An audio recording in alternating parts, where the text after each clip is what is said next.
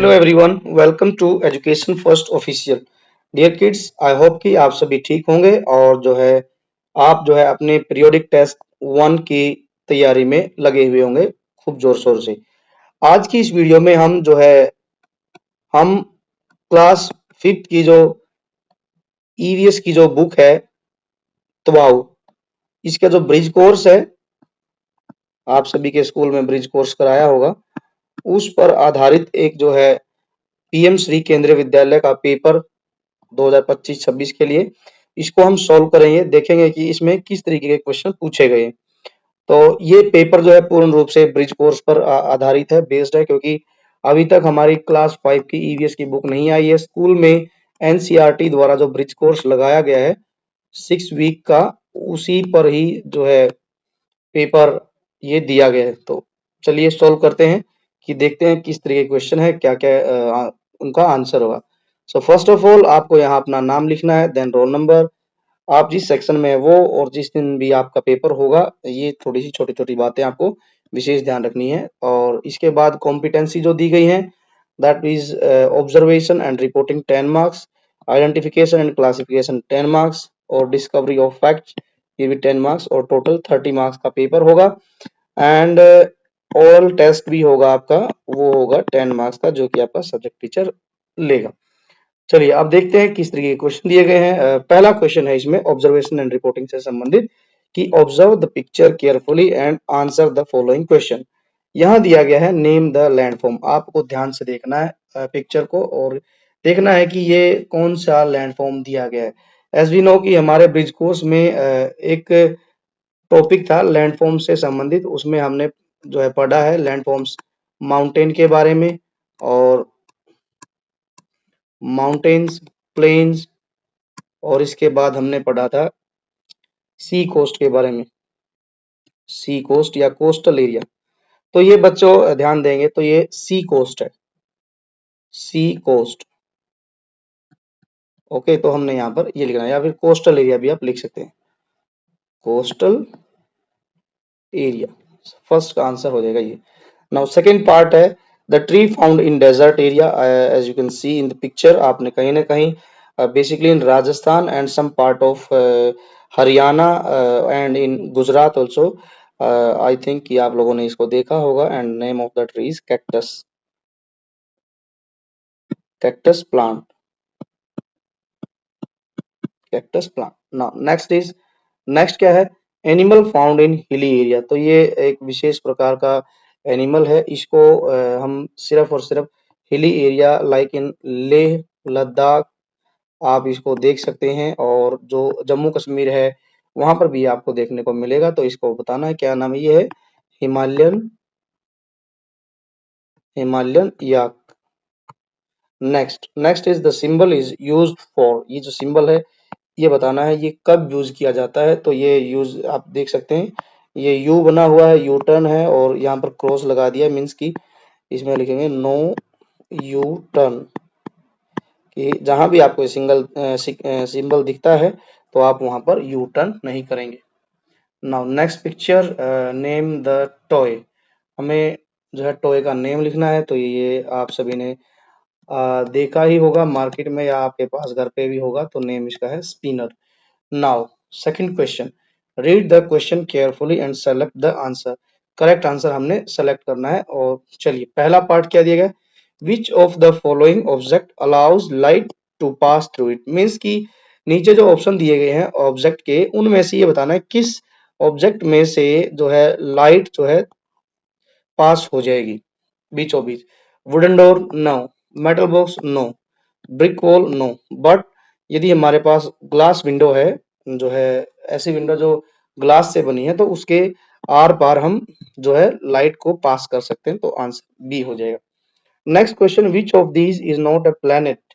Planet बताना है कौन सा नहीं है, Mars, Jupiter, mercury and moon. तो मून इसका सही आंसर होगा, क्योंकि मून प्लैनेट नहीं है। मून वो एक सैटेलाइट है, वो भी नेचुरल सैटेलाइट अर्थ का। तो इसका आंसर डी हो जाएगा। Now next, which of the following things does not sink in the water. Sink मतलब होता है डूबना। अब इनमें से जो ऑप्शन दिए गए हैं ये बताना है कि कौन सी वो चीज है जो पानी में नहीं डूबेगी। स्टोन, स्टोन तो डूब जाएगा, ये आंसर नहीं है। आयरन नेल, आयरन नेल भी डूब जाएगी तो ये भी आंसर नहीं है। कॉइन्स भी डूब जाएंगे बट प्लास्टिक बोतल जो होगी वो नहीं डूबेगी, तो हमारा सी आंसर हो जाएगा। Next question, what does an object make a shadow, what does an object not make a shadow.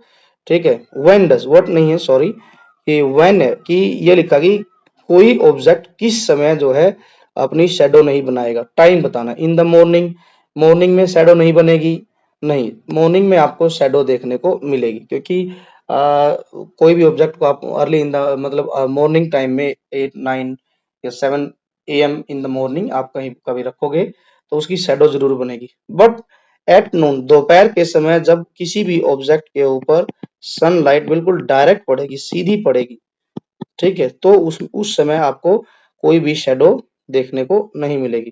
तो आंसर जो हमारा हो जाएगा वो होगा एट नून। जो दोपहर का समय होता है, दोपहर के समय में सनलाइट जो रेज हैं वो सीधा होती हैं बिल्कुल चीजों के ऊपर, तो उस समय शेडो नहीं बनती है। Now next question, which one of the following is not a natural disaster.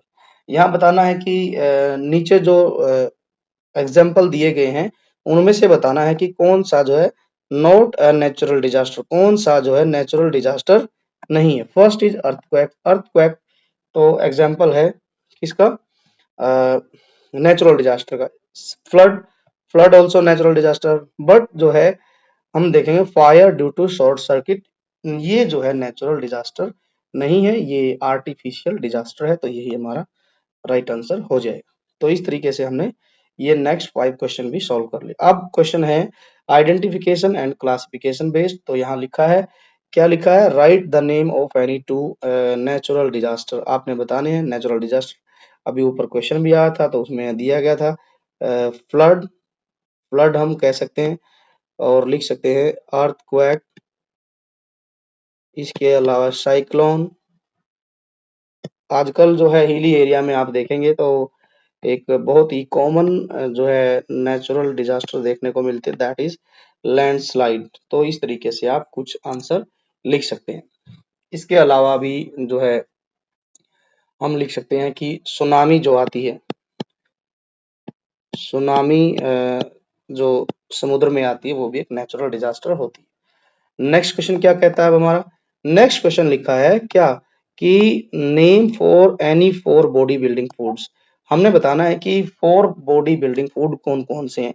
चलिए इसके आंसर में हम लिखते हैं बॉडी बिल्डिंग मतलब कि जिनको खाने से हमारी बॉडी बिल्ड होती है। तो बेसिकली सबसे इम्पोर्टेंट है मिल्क, क्योंकि मिल्क में हमें ऑल काइंड्स ऑफ न्यूट्रिएंट्स मिल जाते हैं। बेसिकली बॉडी बिल्डिंग फूड के लिए हमें प्रोटीन की जरूरत होती है, तो प्रोटीन भर भर के होता है मिल्क में। इसके बाद हम चीज खा सकते हैं, पनीर, कर्ड खा सकते हैं, दूध से बनी सारी चीजों में जो है क्या नाम लेते हैं, खूब सारा प्रोटीन होता है। इसके अलावा chicken,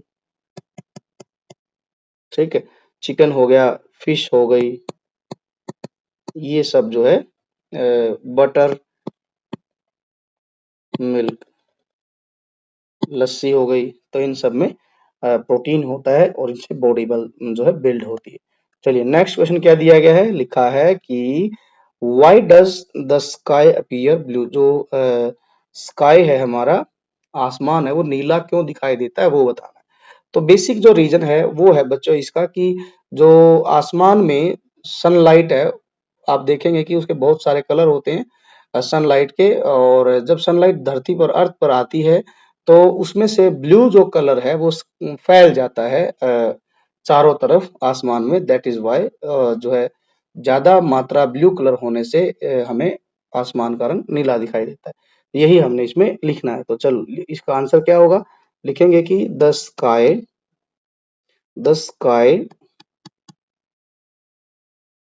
sky appears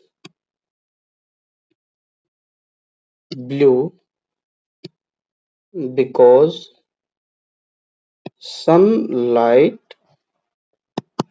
sunlight has many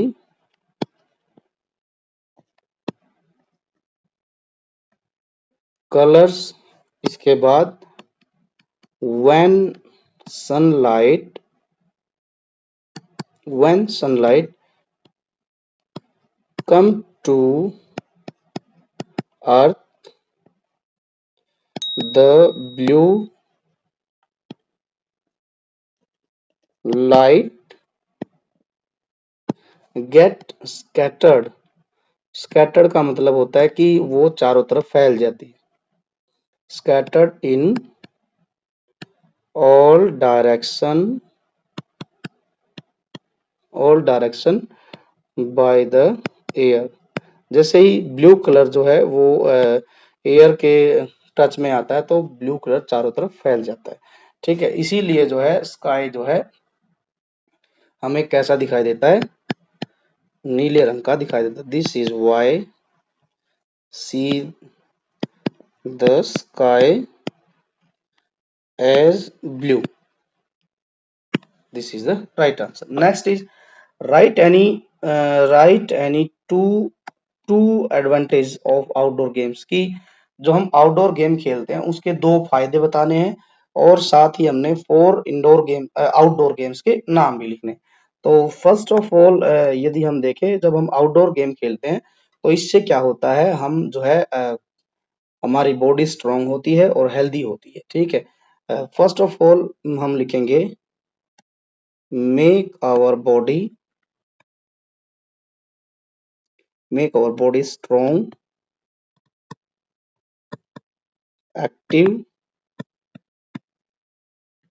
and healthy.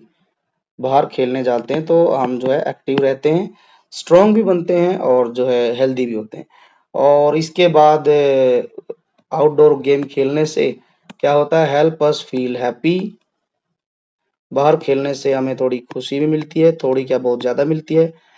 And क्या होता है कि रिड्यूस स्ट्रेस, और हमारे जो माइंड में स्ट्रेस है, तनाव है, वो भी कम होता है। और यदि तीसरी बात लिखनी है तो जब हम आउटडोर गेम खेलते हैं तो हम क्या करते हैं, हमें जो है टीम टीम में काम करना पड़ता है। तो हमें टीम वर्क सीखने को मिलता है कि किस तरीके से एक टीम काम करती है। और कोऑपरेशन, कोऑपरेशन भी बहुत जरूरी होता है जब हम बाहर कोई खेल खेलते हैं। Without cooperation outdoor game is not possible. अब हमें फोर एग्जांपल लिखने हैं तो हम लिखेंगे इसमें, जैसे क्रिकेट है, फुटबॉल है, देन हॉकी है, इसके अलावा बात की जाए बास्केटबॉल, ठीक है, वॉलीबॉल, हैंडबॉल। तो इस तरीके से हम ढेर सारे स्पोर्ट्स के नाम लिखते हैं। दोबारा देखते हैं, क्रिकेट, बास्केटबॉल, हॉकी, वॉलीबॉल, और जो है बात करें तो बास्केटबॉल और हैंडबॉल, ये सब जो है आउटडोर गेम। आगे बढ़ते हैं। अब यहाँ क्या दिया गया है, नेक्स्ट क्वेश्चन, क्वेश्चन नंबर 7 क्या कहता है, question number 7 fill the table. क्या है, फीचर दिए गए हैं डेजर्ट एरिया के और माउंटेन एरिया के। आपने डेजर्ट एरिया में जो फूड है उनका नाम लिखना है, एनिमल्स है, कौन कौन से एनिमल्स डेजर्ट एरिया में पाए जाते हैं वो लिखने हैं, और माउंटेन एरिया में कौन कौन से जो है एनिमल्स पाए जाते हैं वो लिखने हैं। हाउस किस तरीके के होते हैं और फेस्टिवल कौन कौन से मनाए जाते हैं वो लिखने हैं। जैसे सबसे पहले बात कर ले फूड एरिया, मतलब फूड क्या क्या होता है। बेसिकली डेजर्ट एरिया में हम देखेंगे तो लोग जो है बाजरे की रोटियां खाते हैं, और हमें डेट्स भी मिलेंगे, खजूर देखने को मिलेंगे। इसके अलावा जो है आप यदि राजस्थान से हैं तो आप देख पाएंगे कि फूड में वो लोग दाल बाटी खाते हैं। ठीक है, दाल बाटी, और अलग अलग तरीके के फूड्स होते हैं वहां पर। ऐसे ही बात की जाए माउंटेन एरिया में, माउंटेन एरिया में आपको क्या क्या देखने को मिलेगा। बेसिकली माउंटेन एरिया में आप जाएंगे तो जैसे सबसे पहले मेज सूप आप लोग बहुत ज्यादा पी पाएंगे। वहां पर लीफी वेजिटेबल बहुत ज्यादा होती हैं, लाइक हम बात करें पालक हो गई, ठीक है, सरसों हो गई, और इसके अलावा जो लोकल जो माउंटेन में फूड मिलते हैं वो है। एनिमल्स कौन कौन से पाए जाते हैं? डेजर्ट में सबसे पहले गोट आप लोगों को देखने को मिलेगी, गोट, शिप और कैमल जो है बेसिकली आपको देखने को मिलेगा। इसके अलावा माउंटेन में आपको याक देखने को मिलेंगे, ठीक है। इसके अलावा माउंटेन में अपनी अलग अलग जो है किस्म की गोट पाई जाती है, माउंटेन गोट, माउंटेन शीप। इसके अलावा हम बात करें तो स्नो लेपर्ड भी मिलते हैं। हाउस किस तरीके के पाए जाते हैं? डेजर्ट एरिया में जो हाउस बनते हैं वो होते हैं house made of clay and mud. जो घर बनते हैं वो मिट्टी से और मड से बनते हैं। बट माउंटेन एरिया में क्या होता है, जो घर होते हैं वो स्लोप वाले होते हैं, स्लोपिंग रूफ होती है क्योंकि बर्फ पड़ती है, ठीक है, और बारिश ज्यादा होती है हिली एरिया में, तो roof house made of would and stone. जो पहाड़ों में घर होते हैं वो बेसिकली लकड़ियों के बनते हैं और पत्थरों से बनते हैं, और उनकी जो छत होती है वो स्लोप स्लोप मतलब होता है ढलान वाली छत होती है। फेस्टिवल कौन कौन से मनाए जाते हैं? जैसे बेसिकली डेजर्ट एरिया राजस्थान है, तो वहां पर एक त्योहार मनाया जाता है पुष्कर फेस्टिवल। इसके अलावा गंगौर एक फेस्टिवल है, राजस्थान का बहुत फेमस फेस्टिवल है। इसके अलावा राजस्थान में तीज भी मनाई जाती है। बट माउंटेन्स की बात की जाए तो लोसर, इसको लोसार भी बोलते हैं कई जगह। एक फेस्टिवल है बड़ा फेमस जो कि लेह लद्दाख में मनाया जाता है, हेमिस, वो भी माउंटेन्स एरिया है। ऐसे ही हिमाचल में एक त्योहार मनाया जाता है कुल्लू मनाली के आसपास, कुल्लू दशहरा। और ऐसे ही अरुणाचल प्रदेश के दो त्योहार हैं, एक तो है सोलंग और एक है मोपिन। बड़े ही फेमस त्योहार हैं ये अरुणाचल के, अरुणाचल प्रदेश में सोलंग और मोपिंग जो है फेस्टिवल सेलिब्रेट किए जाते हैं। चलिए आगे है अब डिस्कवरी ऑफ फैक्ट। इसमें क्या है, यहाँ पूछा गया name any two festival celebrated in their locality associated with moon, कि आपको क्या करना है, दो ऐसे फेस्टिवल के नाम बताने हैं जो आपके एरिया में मनाए जाते हैं और जो एसोसिएटेड है किससे, मून से, और चांद से संबंधित है वो बताने। तो इसमें हम बात करें तो जैसे हमारे यहाँ एक तो मनाया जाता है, मम्मी लोग मनाती हैं, मम्मी हमारी मनाती हैं करवा चौथ, एक हो गया। एक जो त्योहार है वो है शरद पूर्णिमा, शरद पूर्णिमा, शरद पूर्णिमा। और एक और त्योहार है जिसको हम बोलते हैं ईद। ईद भी जो है बेसिकली जो रमजान के महीने में ईद आती है उसको भी हम कर जो है चांद से संबंधित मान। अब नेक्स्ट क्वेश्चन क्या है कि name any four material that allows only some amount of light to pass through, कि यहाँ लिखना है कि कुछ ऐसे मटेरियल के नाम बताने हैं जिनमें से वो जो लाइट है वो थोड़ा अमाउंट जो है उसके पार हो सकता है, उसको क्रॉस कर सकता है, मटेरियल के आर पार जा सकता है। तो जैसे अ, इन इसमें हम लिखेंगे जैसे हमारे ब्रिज कोर्स में आया है तो फ्रॉस्टेड फ्रॉस्टेड ग्लास। इसके अलावा हम बात करें तो वैक्स पेपर, ऐसे ही बटर पेपर और ऑयल पेपर यदि हम लेंगे तो इनमें से जो सनलाइट है या टॉर्च लाइट है तो वो पूरी तरह से पार नहीं जा सकेगी। अब नेक्स्ट क्वेश्चन क्या है, एक्सप्लेन द इम्पोर्टेंस ऑफ जो है बैलेंस डाइट। बैलेंस डाइट की इम्पोर्टेंस क्या है वो बताना है। तो हम लिखेंगे कि balance diet, a balanced, just wait, a balance diet gives us, balance diet क्या देती है, उससे हमें ऑल न्यूट्रिएंट्स मिलते हैं हमारी बॉडी को जो जो हमें चाहिए, कार्बोहाइड्रेट्स, फैट, विटामिन्स, प्रोटीन, ठीक है। तो ये सब मिलेंगे, इसकी हमारी बॉडी को बहुत जरूरत होती है। Our body need to stay healthy.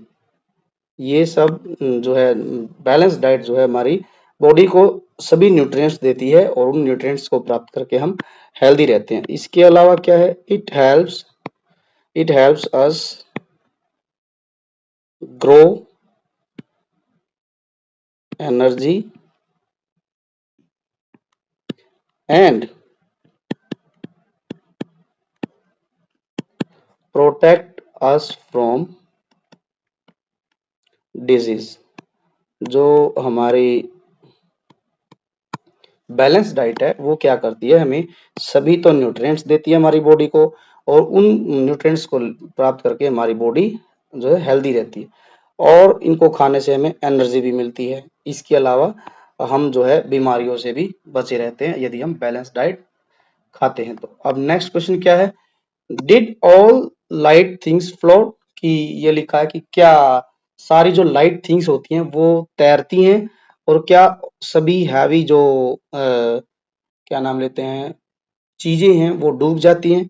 हमने name any one heavy object that float, हमने क्या करना है, एक बहुत ही हैवी जो ऑब्जेक्ट है उसको लेना जो डूबता नहीं है, तैरेगा, और one lighter object then can sink, जो डूब जाएगा, ऐसा कोई लाइट वेट हमने ऑब्जेक्ट लिखना है।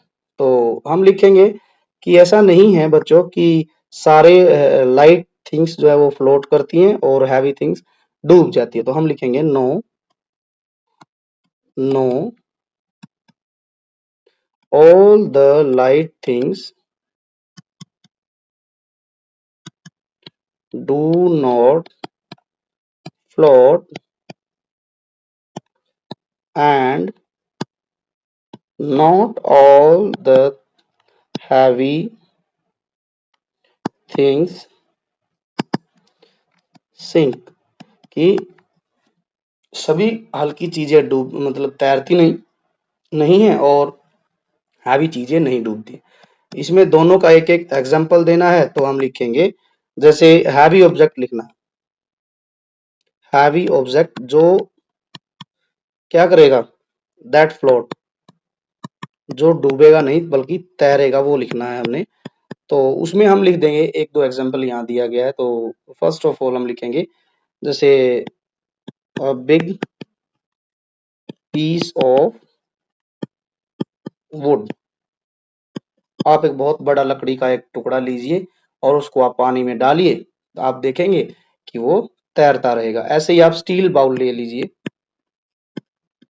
हमारे घर में स्टील बाउल होते हैं, कटोरा होता है मेटल का, आप उसको यदि पानी पर डालेंगे रखेंगे तो वो तैरेगा। बट हमें क्या करना है, लाइट ऑब्जेक्ट लेना है जो डूब जाए, लाइट ऑब्जेक्ट दैट सैंक। इसमें हम लिखेंगे क्या, मार्बल लीजिए आप, आपने कंचे जरूर खेले होंगे, आप मार्बल लेंगे तो आप देखेंगे पानी में डालेंगे छोटी सी होती है, ठीक है, लाइट ऑब्जेक्ट है लेकिन डूब जाती है। ऐसे ही आप कॉइन लीजिए, कॉइन भी डूब जाएगा। ऐसे ही कोई आप स्मॉल स्टोन लीजिए, छोटा सा स्टोन आप पानी में डालिए, आप देख पाएंगे बहुत छोटा होता है, हल्का होता है, लेकिन फिर भी वो डूब जाता है। अब नेक्स्ट क्वेश्चन क्या है, क्वेश्चन दिया गया classify the following foods as protective food और एनर्जी गिविंग फूड। आपने क्या करना, नीचे जो फूड आइटम्स दी हैं उनको आपने प्रोटेक्टिव फूड और एनर्जी गिविंग फूड के रूप में क्लासिफाई करना। क्लासिफाई का मतलब होता है अलग अलग लिखना, अलग अलग करके लिखिए, ठीक है। जैसे प्रोटेक्टिव फूड क्या होते हैं बच्चों, प्रोटेक्टिव फूड उनको बोलते हैं जो हमें बीमारियों से बचाते हैं। इसके अलावा एनर्जी गिविंग फूड वो होते हैं जिनको खाने से हमें खूब सारी एनर्जी मिलती है। एक बार खाने के बाद हम 6 7 8 घंटे तक भी यदि खाना नहीं खाए तो हम उसी खाने से एनर्जी प्राप्त करते रहते हैं। तो चलिए पहले देखते हैं, एज वी नो कि जो प्रोटेक्टिव फूड होते हैं उनमें बेसिकली ग्रीन जो है लीफी वेजिटेबल्स होती हैं। जैसे यहाँ दिया गया कैरेट, कैरेट, इसके बाद स्पिनच, इसके बाद फ्रूट्स भी जो प्रोटेक्टिव फूड होते हैं, एप्पल हो गया, ऑरेंजेस, और देन आपका बनाना, और बात की जाए तो टोमेटोज, ये सब जो है हमारे प्रोटेक्टिव फूड, इनको हम लिख देते हैं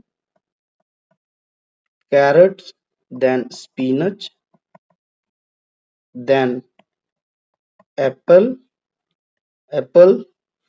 then oranges। इसके बाद बात की जाए तो बनाना, और एट द एंड हम बात करेंगे टोमेटो। ये सब जो है फल फ्रूट्स जितने भी होते हैं वो सारे प्रोटेक्टिव फूड्स में आते हैं। अब बात की जाए किसकी, एनर्जी गिविंग फूड में बेसिकली हमारे जो ग्रेन्स आते हैं, ग्रेन मतलब अनाज जितने भी होते हैं, लाइक व्हीट, कॉर्न, और बात की जाए राइस, ठीक है, ये सब हमारे एनर्जी गिविंग फूड हैं। तो चलिए लिखते हैं, राइस है, फर्स्ट क्या है, राइस, देन शुगर, शुगर के बाद व्हीट, देन आफ्टर, यहाँ अब बच्चों ना कंफ्यूज करने के लिए कुछ दिया गया है, देखेंगे तो आप यहाँ कंफ्यूज करने के लिए बटर मिल्क दिया गया है, एग दिए गए हैं और चीज दिया गया है। तो बच्चों एग, बटर मिल्क और चीज जो है ये हमारे बॉडी बिल्डिंग फूड है, तो हम इनको एनर्जी गिविंग फूड में नहीं लिखेंगे। इसके बाद क्या बच गया, potato, potatoes energy giving food है। तो ये सब हमारे जो है एनर्जी गिविंग फूड है। इसमें आप देखेंगे तो और भी ऐड कर सकते हैं, जैसे हम अपने घर में जो है ज्वार, बाजरा, ये सब भी खाते हैं, तो आप उनको भी यहाँ पर लिख सकते हैं। आई होप ये अभी हमारा पेपर जो है फिनिश हो गया। कि आप लोगों को ये वीडियो अच्छी लगी है तो आप वीडियो को लाइक जरूर करें और ज़्यादा से ज़्यादा अपने दोस्तों के साथ शेयर भी करें। इसके अलावा आप जो है education first official YouTube channel को जरूर सब्सक्राइब करें। आपको education first official YouTube channel पर जो है PT1 के सभी पेपर जो है सॉल्यूशन आपको मिलेंगे। प्लेलिस्ट आप चेक कर सकते हैं, प्लेलिस्ट में ऑलरेडी हमने हिंदी, इंग्लिश और जो है मैथ का भी पेपर हमने ऑलरेडी डाला हुआ है। Also press the bell icon so that you will get all the upcoming videos notification, and also join us on Telegram group.